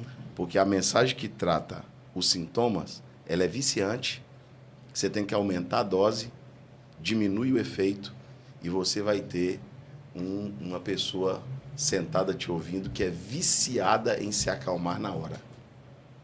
E a mensagem de Deus nem sempre faz isso. A mensagem de Deus, às vezes, te corrige, te confronta, te exorta, te espreme, te esmaga. Resultados a longo prazo. Só que ela trata a causa. A causa. É forte. Não minimiza, trata a causa. Jesus não veio Lembra da para figueira? prevenir. Lembra da figueira? Sim. 3 anos plantada no meio da vinha sem dar um fruto. O homem passa por ela, o dono da terra, e diz assim, faz 3 anos que eu procuro fruto nessa figueira e não acho. Corta. Por que ela ocupa espaço inutilmente na terra? Aí o vinhadeiro pulou na frente da figueira e disse, não, senhor, me dê ainda esse ano. Porque o vinhadeiro está ali para cuidar da videira, não é de figueira que não dá fruto. Sim. Porque ali a culpa não é da terra, que a terra é boa. A terra tem dono, a terra é cultivada, a terra é tratada. Por que tem gente na igreja que não funciona? Uau. Ouve falar de santidade, não consegue ser santo. Ouve falar de honestidade, não consegue ser honesto. Ouve pregação sobre o caráter, não consegue. Ele tá na vinha de Deus e é uma figueira infrutífera. O vinhadeiro representa o Espírito Santo que cuida da vinha. Ele entrou na frente da figueira e disse, me dê esse ano. O dono da terra disse, o que você vai fazer? Eu vou cavar. Porque o problema não está na folha, não está no caule, não está no tronco. O problema dessa figueira está na raiz. Eita. Quando ele cavou, ele tratou a raiz para a figueira passar a dar fruto. Essa mensagem calmante, ela vai nas folhas, ela vai no tronco, mas nunca vai na raiz. Eita. A mensagem de Deus que trata, ela vai na raiz do problema. Deus vai lá onde está o problema. E sabe por que muita gente não quer essa mensagem? Porque eles não querem que Deus cava. Porque se Deus cavar, a raiz vai ser descoberta. Só que é o seguinte, qual foi a ordem anterior, pastor Eliezer? Pega essa figueira e quê? E corta. Tem muita gente no evangelho, no altar, no ministério, que ele só tem 2 opções. Ou ele vai aceitar ser tratado, ou ele vai aceitar ser cortado, que não tem opção mais. Meu Deus do céu. Então é melhor a gente deixar Deus cavar, o Espírito Santo cavar, mexer na raiz, mexer nas áreas da minha vida que eu nem quero que ele mexa. Eu não quero que ninguém saiba, mas eu prefiro que ele mexa lá e me cure, porque eu prefiro o remédio do que o machado. Meu Deus. E o machado está posto, né? Eu prefiro ser tratado do que ser cortado. Eu peço a Deus, eu prefiro que o Senhor me trate do que o Senhor me corte. Eu não quero ser cortado. E tem muita gente que foi cortada. Sabe por quê? Porque não aceitou ser tratada. Meu Deus. É que nem Davi, né? Cria em mim, ó Deus, um coração puro. Tira tudo, só não tira o teu espírito. que eu caia na tua mão, mas nunca na mão dos meus inimigos, que na tua mão tem misericórdia. Não me lances fora da sua presença. Não, Deus, se o Senhor quer me tratar, me corrigir, me bater, que faça isso, Senhor. Não me entrega pro diabo, não. Se o Senhor me entregar pro diabo, ele me mata. Foi isso que Davi estava dizendo para Deus. Se o Senhor tem uma punição pesada, faça comigo, mas eu quero cair na tua mão. Que o Senhor faça. Que caia eu na mão de Deus, ele disse. E não da mão dos homens. Vai cair na mão dos seus inimigos, meu amigo. Na mão de Deus tem misericórdia. Ele vai tratar você e depois vai te perdoar, vai te ajudar. Agora, se você cair na mão do teu inimigo, já era. A Bíblia diz que se não fosse o Senhor que estivesse ao seu lado, seu inimigo já tinha te engolido, era vivo. Ora, diga Israel. Muito bom. Mas sobre liderança... É que eu falei que existem pessoas que estão mandando na liderança, porque a liderança permite isso para não perder o povo, não é? Vamos citar aqui o exemplo de Pilatos. Vamos falar aqui sobre erros que estão em volta de um líder. Erros que estão em volta de um líder. São erros que serão uma tentação, serão assim uma pressão para a liderança atual. Para pastores. Principalmente atual. Sempre foi, mas principalmente para atual. Para os pastores, para os líderes. Pilatos chegou para Jesus, ele estava fazendo uma entrevista com Jesus e disse para Jesus assim, olha, eu tenho o poder de te condenar ou de te absolver. Eu tenho o poder de fazer com você o que eu quiser. Jesus perguntou para ele, você teria esse poder? Se do alto não te fosse dado? Então Jesus estava dizendo para Pilatos o seguinte, você não pode fazer o que você quiser, só porque você tem autoridade. O meu cargo, o meu título, a minha posição não me dá o direito de eu fazer o que eu quero só porque aquela cadeira... Eu estou sentado naquela cadeira, não. O meu ministério tem que ter justiça, tem que ter equidade. O meu ministério tem que ter temor, reverência. Eu não posso beneficiar um, prejudicar o outro, gostar de um, detestar o outro, com a minha autoridade. Eu não posso usar a minha autoridade para fazer o que eu quiser. Segundo erro que rodeia, que está em volta de um líder. A Bíblia diz que o povo, Pilatos pergunta para o povo, o que farei de Jesus, o chamado Cristo? Perguntou para o povo. Pilatos não deveria perguntar para Cristo o que fazer com o povo? A decadência de um líder começa quando a opinião do povo Meu Deus do céu. passa a valer mais que a opinião de Deus. Aí a pessoa o líder vai fazer, ele não pergunta para Deus o que fazer, ele pergunta para o povo o que fazer. Aí ele está perdendo a autoridade que Deus lhe deu, está abandonando essa autoridade, está entregando essa autoridade para quem não tem. No final, o Pilatos, a Bíblia diz assim, e não querendo Pilatos ficar mal com o povo. Eita. Não tem problema ficar mal com Deus, né? Não. Então, a decadência de uma liderança cristã. Estou falando de nós que somos cristãos. Isso aconteceu no Antigo Testamento também com Saul, Sim, né? Com Saul. A decadência de um líder é quando a opinião do povo vale mais que a de Deus. Uau. E a Bíblia diz que Pilatos tentou se sair. Eu não vejo crime nesse homem. Julga ele segundo a lei de vocês. Só que a autoridade estava com ele. Quem tinha que fazer era ele. E eles disseram, então você está aí e não vai fazer? O Pilatos não teve coragem de enfrentar a voz do povo.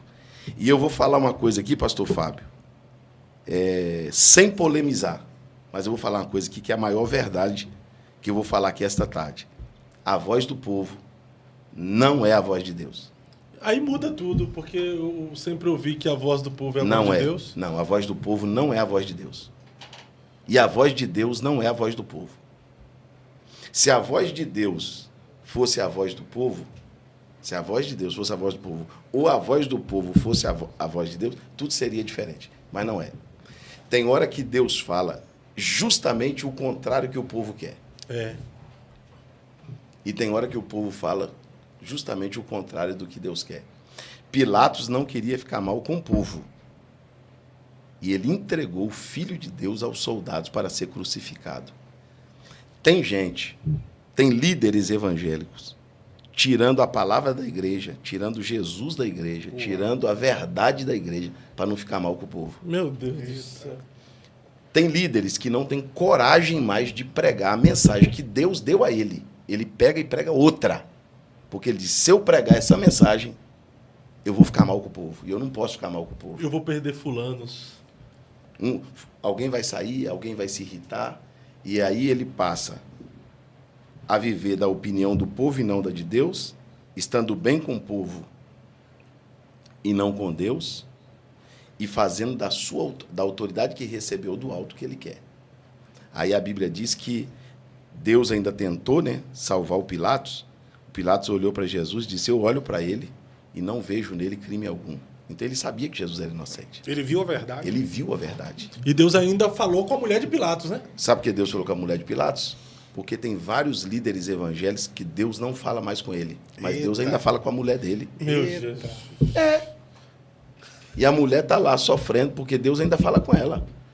Meu Deus. E ela mandou um recado para o Pilatos. Rapaz, não entra na causa desse justo. Essa noite eu sofri por causa dele. Meu Deus. Mas o Pilatos, querendo se sair, pegou uma bacia, lavou as mãos e disse, eu não tenho nada a ver com o sangue desse inocente. Ele sabia que Jesus era inocente. Meu Deus do céu. Sabia e ainda assim Só não que julgou. o texto diz que a voz do povo pressionava.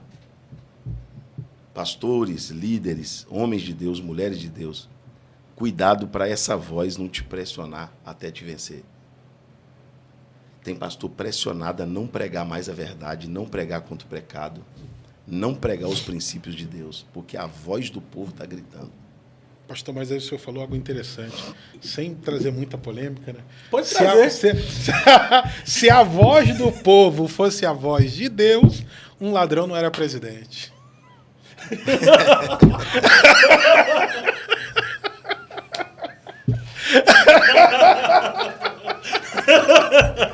Agora ele bateu. Ele bateu no ângulo. E você não tá... e você não tá falando do ladrão lá da cruz, não, né? Não. E esse texto, pastor Eliezer, ele é tão, pastor Fábio, ele é tão profundo que a Bíblia diz que Pilatos entregou Jesus e soltou Barrabás. Eita. A decadência de um líder pode chegar ao ponto dele condenar o justo e absolver o bandido, absolver o culpado. Meu Deus do céu. Isso é verdade. O que tem de pessoas, o que tem de líderes evangélicos hoje que apoia o grupo da rebeldia, o grupo dos pecadores, o grupo dos infames na igreja e despreza o grupo dos fiéis, dos tementes, dos que amam a verdade, porque ele chegou num nível de decadência tão profundo que ele tem coragem de absolver o bandido e culpar o justo, culpar o inocente. Porque o bandido é bajulador, né? É exatamente. Eles absolvem os bajuladores que estão ali, você merece e tal. Estão puxando o tempo todo, né? Presenteando. Então, quando você vê um líder que tem medo da igreja, medo do seu povo, eu falo isso com muito respeito, porque eu prego em todo o Brasil, em todas as igrejas. Mas quando você encontrar um líder que tem medo do seu povo, pode saber que ele já se perdeu. Eita. Pastor, meu amigo, pastor que está de cajado na mão, de lombo cingido, ele fala e as ovelhas escutam. Ele fala e as ovelhas obedecem. E tem mais uma que eu vou falar que é algo muito sério aqui. Ezequias, me perdoa, Uzias foi um grande rei. Um grande rei. Um dos maiores inventores, engenheiros, inventor de armas de guerra. Sabe o que ele fez um dia? A Bíblia diz que ele entrou no santuário para queimar incenso. E os sacerdotes o amaldiçoaram. Levantaram a voz contra ele e ele ficou leproso na hora. Sabe por quê? Porque ele achou que mandava no templo, no palácio, no exército e que mandava também no santuário. Ele achou que no santuário também mandava. Então, tem que tomar muito cuidado com esse povo que acha que porque a contribuição é alta, o dízimo é alto, que ele tem influência, que a família dele é grande na igreja, que ele é o maior empresário da igreja, que ele pode dar pitaco no altar. No altar tem quem Deus já colocou, meu amigo. Meu Aleluia. Deus do céu, gente. Isso é muito forte. Não, o altar tem sacerdote. Glória a Deus. A igreja, Deus confiou ao pastor. Depois de Jesus, quem manda é o pastor. É o anjo da igreja. É o anjo da igreja. É ele que vai dar conta. Então, quando você pega um pastor que tem medo de pregar a verdade, se um pastor ligar para mim e disser para mim, olha, não prega isso, ou não fala desse assunto, tal, a agenda está cancelada ali mesmo. Porque eu não sei o que eu vou pregar e a mensagem que Deus vai me dar. Se ele está com esse medo, então é porque tem culpa no cartório. Ele está com medo por quê? Porque ele é manipulado pelo seu povo? Não, meu amigo. E hoje tem isso, pastor? Os pastores ligar e encomendar mensagens? Sim, algumas vezes sim. A maioria das igrejas, ou boa parte delas, ainda são igrejas sérias. Com pastores sérios. Mas existe. Não vou dizer que não existe, porque existe. Existem pastores que ele só leva na igreja dele quem prega o que ele acha conveniente. Porque ele não quer contrariar o povo. Porque ele está interessado, né? Menos uma ovelha, menos uma lã. Né? Menos uma ovelha, menos um voto. Então, quem olha para as pessoas e não vê uma alma, é cabeça como se fosse boi, ele vai tratar as pessoas assim. Agora, o verdadeiro líder, não. Ele exorta, corrige, disciplina com toda doutrina e longanimidade. Só que ele está velando sobre a alma do povo. Ele está fazendo aquilo por amor, não é porque ele é ignorante. Você pega alguns pastores aí que pregam mais, que são mais rígidos, que pregam uma verdade incisiva, mas ele não está falando aquilo ali, não é de forma pessoal para ninguém. Ele está querendo salvar seu ouvinte. Ele está querendo ajudar aquela pessoa a ter uma vida melhor, uma vida familiar, um caráter melhor, uma conduta melhor. Tem alguns que falam, usa até uma expressão de um dos reformadores: você pode até ir para o inferno, mas terá que ser por cima do meu cadáver. Ele se põe na frente da ovelha. Pastor Moisés, que bate-papo incrível. Pastor Moisés é um dos poucos que vem aqui e eu tento falar sobre a vida dele, trazer as experiências, os testemunhos dele. Ele entra na Bíblia, irmão, e não sai mais. Mas... Coisa boa, né? Coisa boa demais. Coisa boa, né? A gente sai daqui alimentado. Mas, pastor, qual pergunta aqui nessa mesa que o senhor gostaria de responder, mas eu não te fiz? Uma pergunta que você poderia ter me feito e não fiz? E eu não fiz. Qual pergunta você gostaria de responder, mas eu não te fiz? Deixa eu melhorar. Na vida, não vou deixar aqui nessa mesa, não. Na vida, qual pergunta o senhor gostaria de responder, mas nunca te fizeram? O quanto eu tenho de Deus? Considere a pergunta feita. Pastor Moisés, o quanto o senhor tem de Deus? Eu vou te responder com uma resposta que, para mim, é uma preocupação que eu tenho. Porque, para mim, o mais importante não é o quanto eu tenho de Deus, é o quanto Deus tem de mim. Uau! Porque, às vezes, eu tenho muito de Deus. Eu tenho dons, eu tenho talento, tenho ministério, tenho igreja, eu tenho seguidores, eu tenho mensagem, eu tenho voz, eu tenho visibilidade. Mas e o quanto Deus tem de mim? Quanto Deus tem de mim? Até onde eu sou de Deus? Porque Deus já provou por inúmeras vezes que está comigo. E eu sei que por algumas vezes eu vou ter que provar que estou com Ele. Uau. E é essa a minha preocupação. Eu não quero apenas ter de Deus, eu quero que Deus tenha de mim. Isso entra em outra pergunta, né? A grande importância não é o tanto quanto a gente conhece a Deus. Será que Deus nos conhece? É isso aí. Porque está escrito, né, que naquele dia ele vai dizer: apartai-vos de mim, maldito, porque eu nunca vos conheci. Exatamente. Uma outra preocupação que eu tenho, pastor, essa aqui, eu gostaria até que depois, se o senhor pudesse, o senhor, não sei se o senhor vai fazer algum corte depois, mas isso aqui que eu vou falar... Se a equipe já deve estar fazendo. Quando já. A gente está falando aqui para muitos pastores, pregadores, o filho pródigo, quando ele vai voltar para casa, ele diz assim: olha, na casa do meu pai, até os trabalhadores têm fartura de pão. O senhor continua, depois volta aí. Quantas mensagens o senhor tem sobre o filho pródigo? São várias. Da outra vez aqui, ele veio aqui no podcast, ele falou tanta coisa sobre o filho pródigo, mas tanta mensagem. Dessa vez aqui também, tanta coisa. É muita e mensagem. Sempre é diferente. Diferente. O filho pródigo, no sentido literal da parábola, literal, ele está voltando por causa da fome. Ele diz: na casa do meu pai os trabalhadores têm fartura de pão e eu aqui pereço de fome. Eu vou me levantar, irei ter com meu pai, eu vou dizer para ele que pequei contra o céu, perante ele não sou digno de ser chamado seu filho, e que ele me receba como um do quê? Dos seus jornaleiros. Dos seus jornaleiros ou dos seus trabalhadores. Sim. Ele não tinha acabado de dizer que na casa do seu pai os trabalhadores têm o quê? Fartura de pão. Fartura de pão. Então ele não voltou para ser filho. A proposta dele era voltar para ser um trabalhador. Se ele disse que na casa do pai tem trabalhador, então na casa do pai não tem só filho. Tem gente que é filho de Deus e tem gente que só trabalha para Deus. Uau.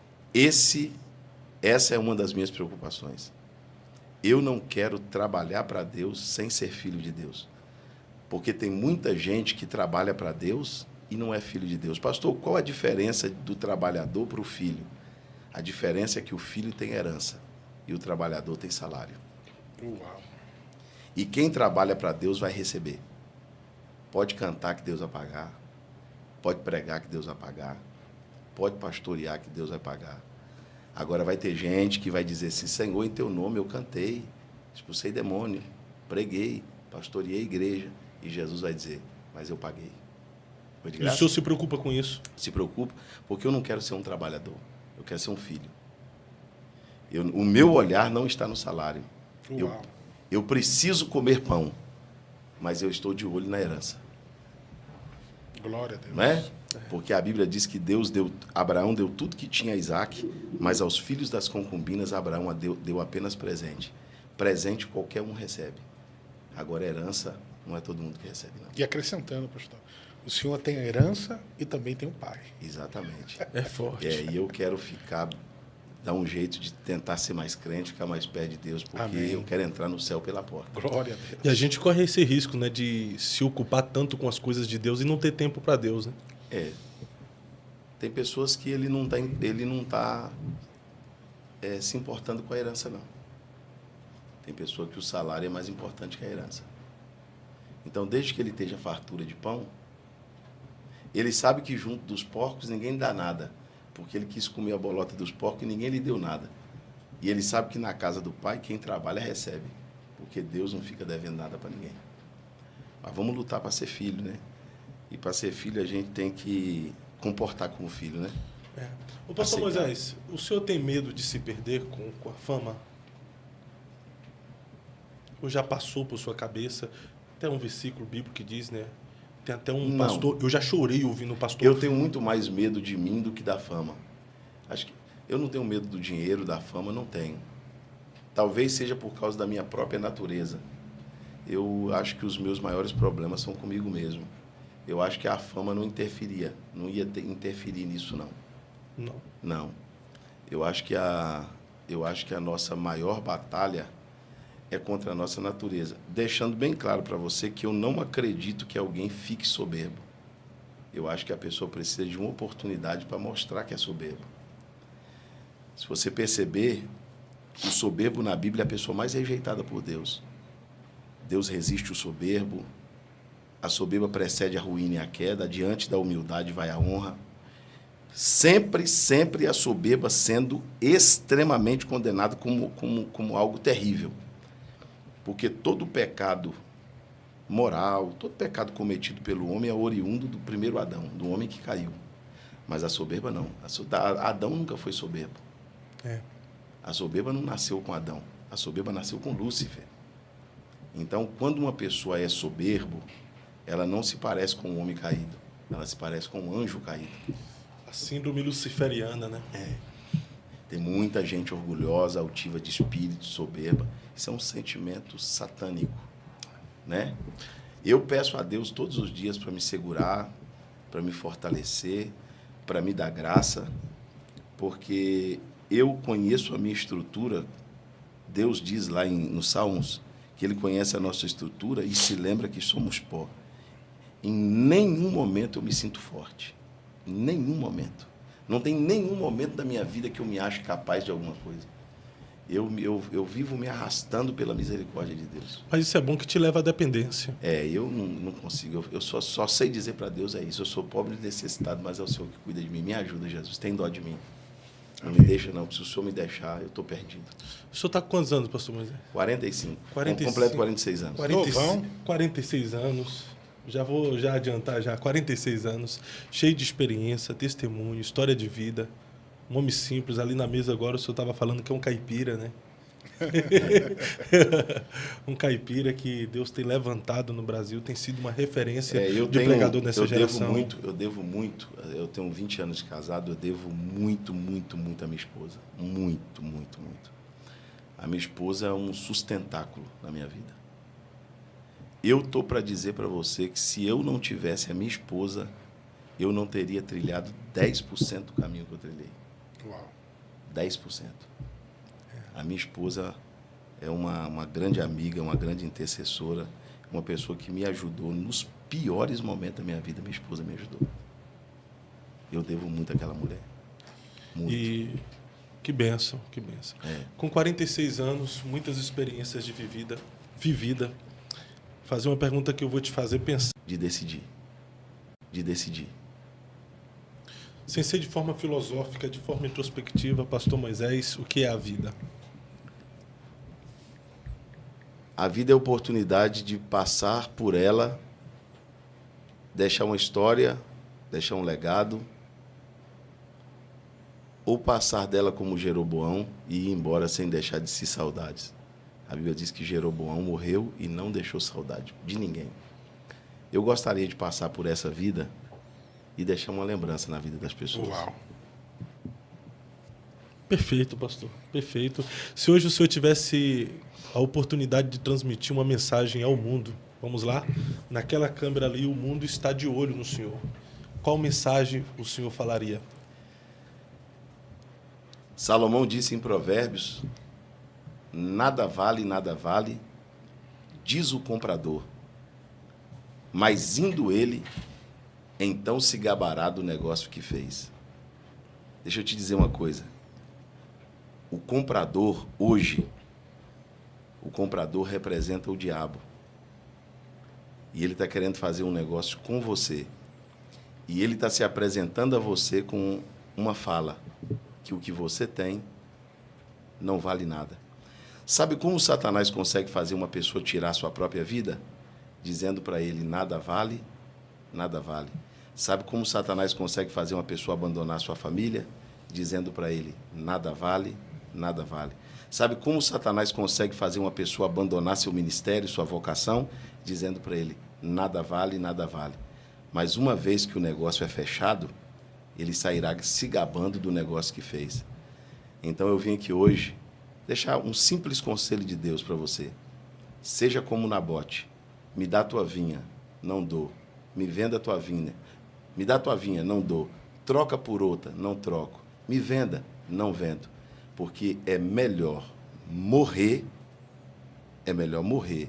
protegendo o que o Pai lhe deu, do que viver sabendo que você negociou aquilo que você havia recebido como herança de Deus. O que você tem muito valor. Sua família, seu ministério, sua vida.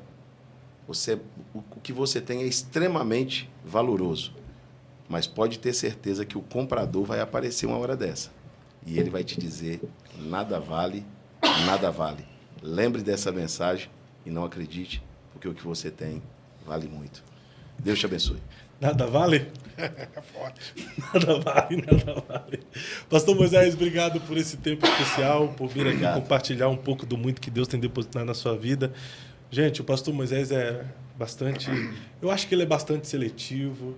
Depois de algumas insistências, mais uma vez conseguimos ter o pastor Moisés aqui. Ele tem dificuldade com câmeras, né, pastor? Tem um pouco. Tem um pouquinho de dificuldade com câmeras, mas quando está na mesa, ele acaba entregando o que ele tem de Deus. Amém. Ele até falou com a gente na mesa que acredita que Deus dá muitas mensagens para ele que ele não tem dificuldade em compartilhar. E, de fato, ele acaba compartilhando e alimentando a nossa alma. Obrigado, pastor Moisés. Obrigado, pastor Eliezer. Pastor Eliezer ouviu tanto aqui que já está...